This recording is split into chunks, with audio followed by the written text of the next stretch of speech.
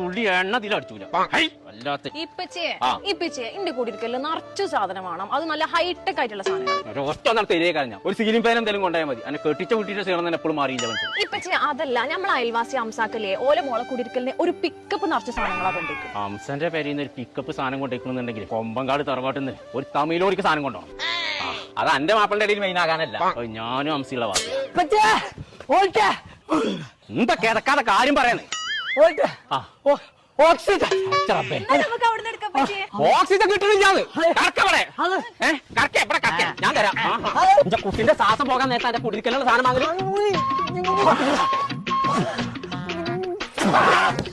അതല്ല പഞ്ചായത്ത് ഓക്സിജൻ വന്നിക്കണമെന്നാ ഞാൻ പറഞ്ഞേ. എല്ലാം എന്താ ഞാൻ ജീവൻ പോകാന്നല്ലേ വിചാരിച്ചേ? മോൾട്ടി മാറ്റോ പോവല്ലേ?